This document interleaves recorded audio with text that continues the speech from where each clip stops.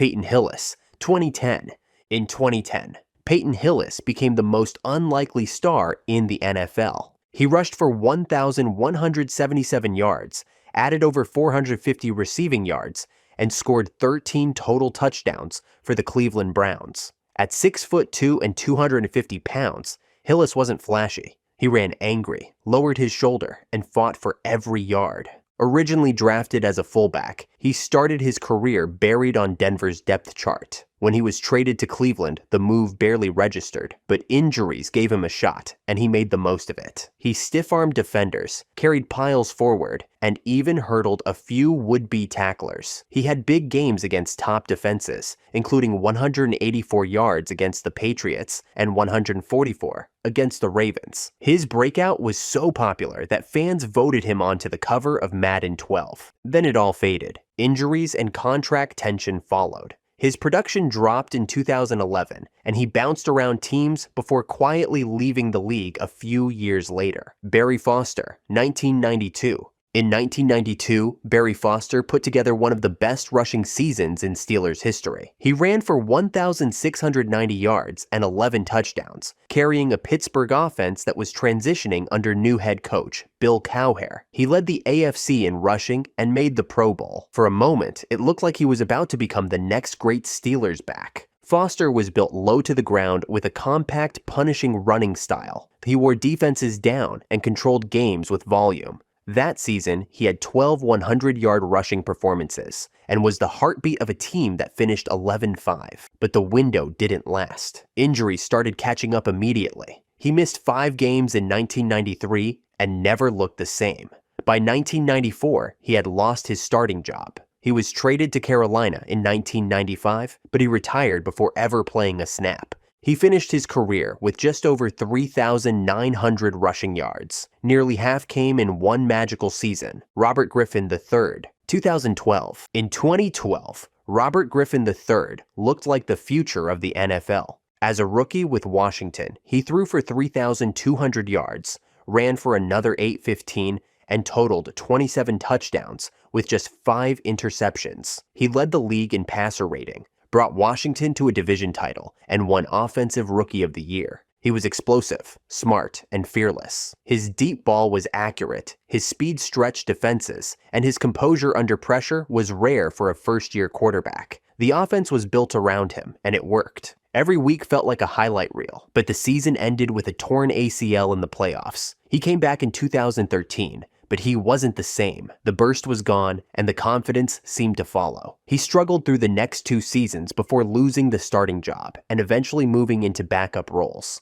By the way, I'm going to be posting a lot here, so it would mean a lot if you subscribed and dropped a like for the algorithm. Tim Tebow, 2011. In 2011, Tim Tebow took over the Denver Broncos and turned chaos into wins. He started the season as the backup, but was named the starter after a 1-4 start. From that point on, Denver went 7-4 with Tibo under center. He threw just 12 touchdowns all season and completed less than half of his passes, but he kept finding ways to win, often in the final minutes. It wasn't clean football. The offense would stall for 3 quarters, then suddenly click in the 4th. Tibo scrambled, improvised, and turned broken plays into game winners. He led multiple comeback drives, including a stretch where the Broncos won 6 straight games. Then came the playoffs. In the wild card round against Pittsburgh, Tibo threw for 316 yards and hit Demaryius Thomas for an 80-yard touchdown. On the first play of overtime, it was the most iconic moment of his career, and it turned out to be the end of it. Denver signed Peyton Manning the following offseason, and Tibo was traded to the Jets. He never started another NFL game.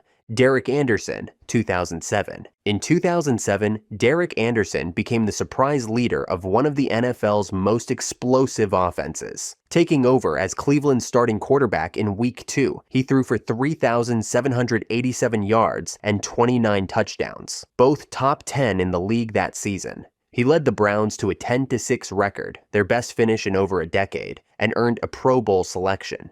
Anderson had a huge arm and took advantage of it. He hit Braylon Edwards for deep shots, fed Kellen Winslow over the middle, and wasn't afraid to take risks. The Browns scored 30 or more points 6 times, and fans finally had hope that the franchise had found its guy. But the following year, everything unraveled. He struggled with accuracy and decision-making in 2008 and was eventually benched.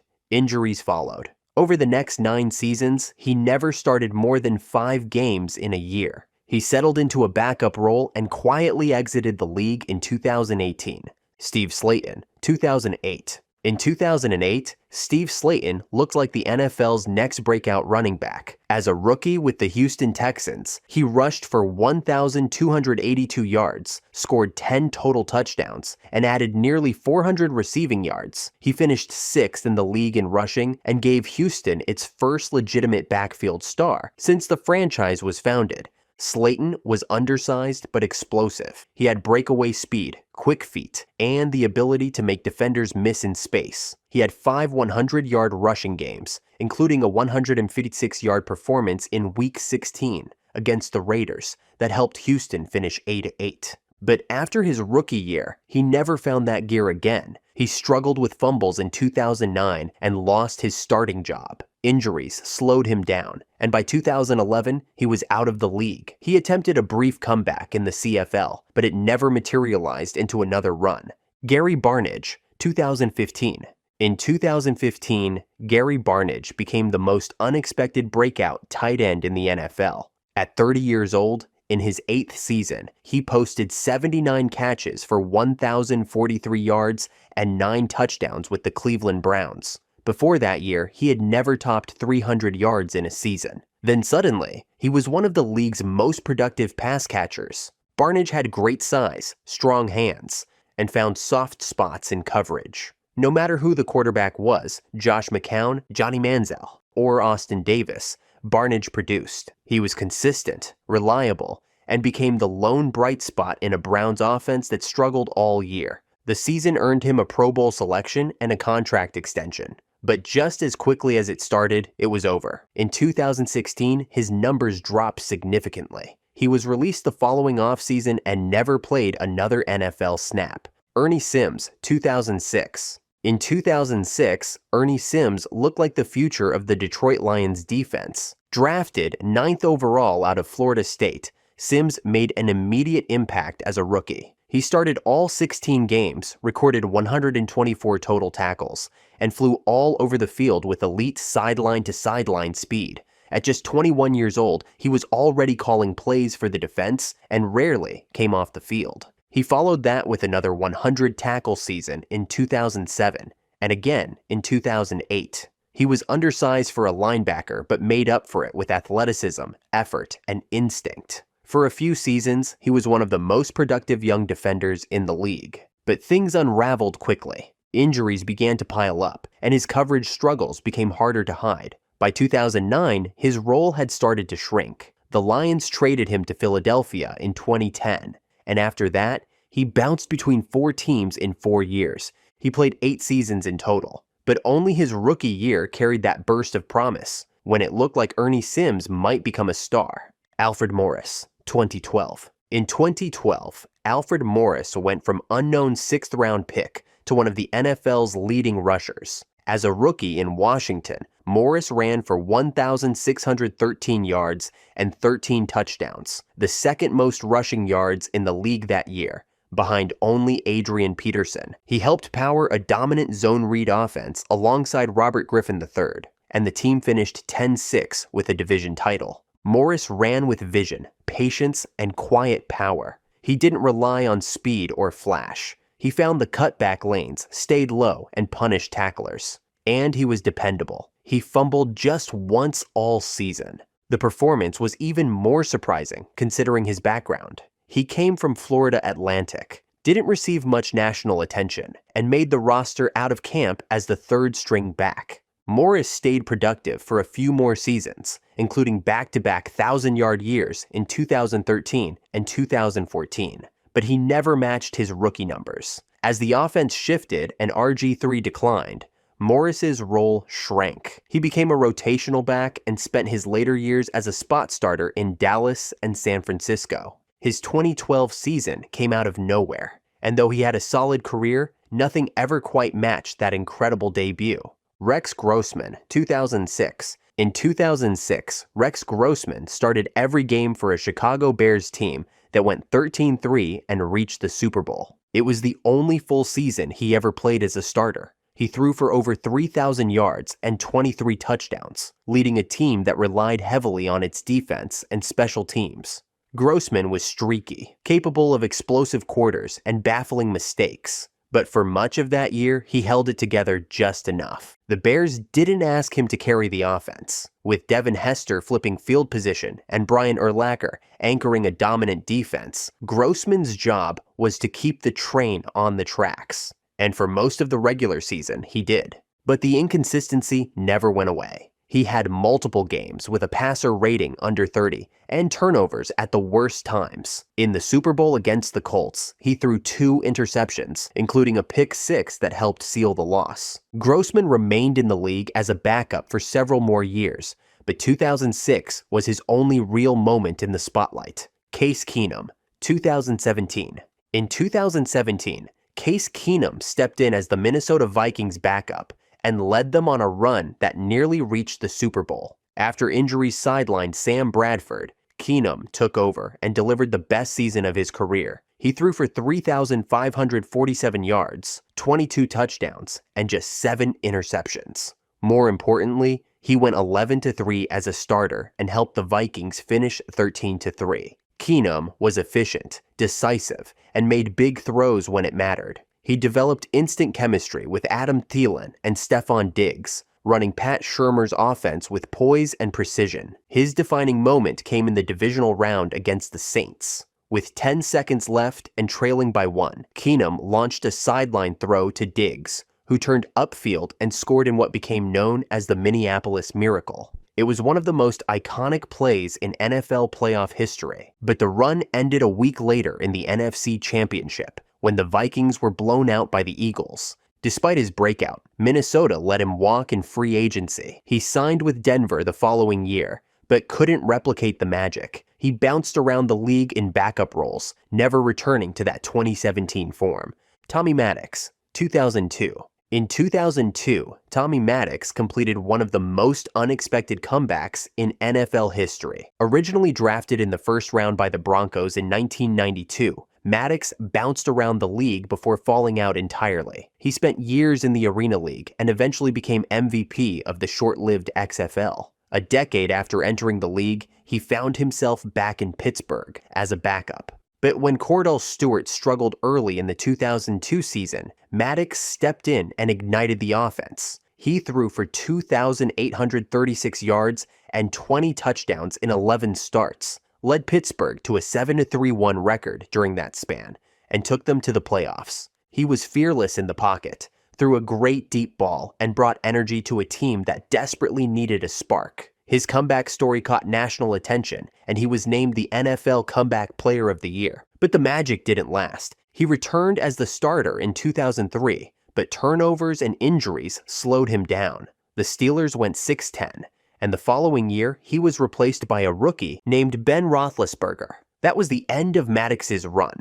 Sidney Rice, 2009. In 2009, Sidney Rice emerged as one of the most dangerous deep threats in the NFL. That year, he posted 1,312 receiving yards and 8 touchdowns on 83 catches, nearly tripling his previous career highs. He became Brett Favre's go-to target in Minnesota's vertical passing attack, routinely winning contested catches and stretching the field with size and body control. Rice had all the tools. He was 6'4", had strong hands, and tracked the deep ball like a veteran. With Favre slinging it and the Vikings offense clicking, Rice broke out as a Pro Bowl receiver and helped lead Minnesota to a 12-4 record and an NFC Championship game appearance. But the momentum didn't carry. The next season, he delayed hip surgery and missed most of the year. Injuries lingered from that point forward. He signed a big deal with Seattle in 2011, but never returned to the same level. He had flashes, but concussions and knee issues cut his career short. He retired after just 6 seasons.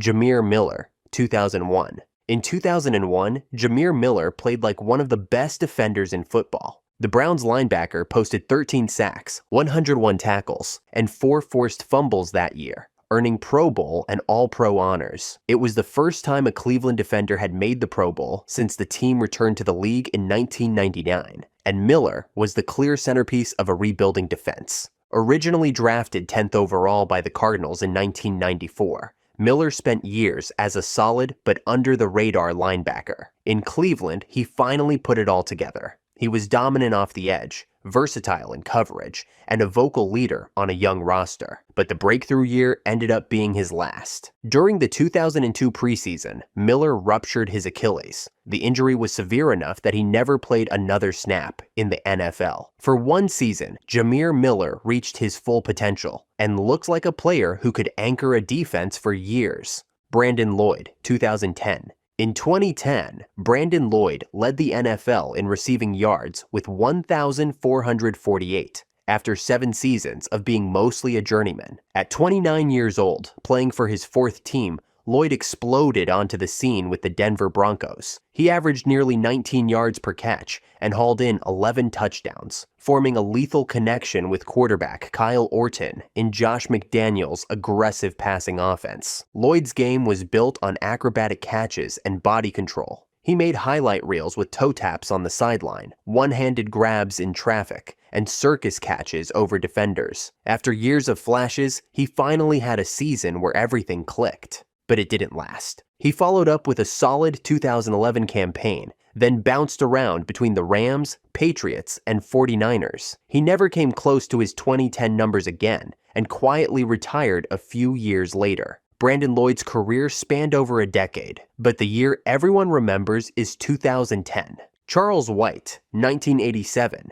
In 1987, Charles White led the NFL in rushing with 1,374 yards and 11 touchdowns, nearly matching his total yardage from the previous 5 seasons combined. It was a stunning comeback. A former Heisman Trophy winner from USC, White had struggled early in his pro career with injuries, off-field issues, and inconsistency. After 5 disappointing seasons with the Browns, he landed in Los Angeles with the Rams and reunited with his college coach, John Robinson. That year, everything changed. White ran with urgency, vision, and toughness. He carried the ball 324 times, more than any other back in the league, and helped keep the Rams competitive during a strike-shortened season that included replacement players. He was named NFL Comeback Player of the Year and earned the only Pro Bowl nod of his career, but the success didn't carry forward. In 1988, his production dropped sharply. By 1989, he was out of the league. Greg Cook, 1969.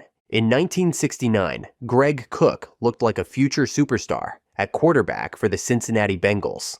As a rookie, he threw for 1,854 yards and 15 touchdowns in just 11 games, at a time when passing numbers were modest and rookie QBs rarely produced. He had size, poise, deep ball accuracy, and a calm command of the offense. Head coach Paul Brown called him the best quarterback prospect he had ever seen. But early in the season, Cook suffered a serious shoulder injury. He continued to play through it, unknowingly tearing his rotator cuff. There was no surgical repair for the injury at the time, and as the pain worsened, his career began slipping away before it really started. He attempted a brief comeback in 1973, but never threw another regular season pass. His rookie year ended up being his only one. Michael Clayton, 2004. In 2004, Michael Clayton put together one of the best rookie seasons by a wide receiver in NFL history. Drafted 15th overall by the Tampa Bay Buccaneers, he caught 80 passes for 1,193 yards and 7 touchdowns. He was physical, tough after the catch, and reliable in traffic. On a team that lacked offensive consistency, Clayton was a bright spot and quickly became the go-to target. He looked like a future star, a strong route runner with size and balance, who could anchor the position for years. But after that rookie year, his production collapsed. Injuries, changes at quarterback, and a revolving door at offensive coordinator all played a part. He never scored more than 1 touchdown in any of his remaining 6 seasons. Despite getting opportunities, he never rediscovered the timing or confidence he showed in 2004. Michael Clayton stayed in the league through 2011, but his impact never matched that first season. Josh Norman, 2015. In 2015, Josh Norman became the most feared cornerback in the NFL. Playing in his 4th season with the Carolina Panthers, Norman shut down nearly every top receiver he faced. He had 4 interceptions, 2 defensive touchdowns, 18 passes deflected, and countless targets that never even got thrown. His impact didn't always show up in the box score. Quarterbacks simply avoided his side of the field. Norman set the tone for a Panthers defense that went 15-1 and reached the Super Bowl. He was physical at the line, smart in zone coverage, and confident enough to go head-to-head with anyone. That season earned him All-Pro honors and vaulted him into the national spotlight. After the season, Carolina rescinded his franchise tag, and Norman signed a massive deal with Washington. But he never reached that level again. He remained a solid starter for a few years, but the dominance faded. The consistency, the elite coverage, and the shutdown reputation never fully followed him. Josh Gordon, 2013. In 2013, Josh Gordon delivered one of the greatest seasons by a wide receiver, and he did it in just 14 games. He finished with 1,646 receiving yards and 9 touchdowns on 87 catches for the Cleveland Browns. He led the NFL in receiving yards despite missing the first 2 games due to suspension, and he became the first player in league history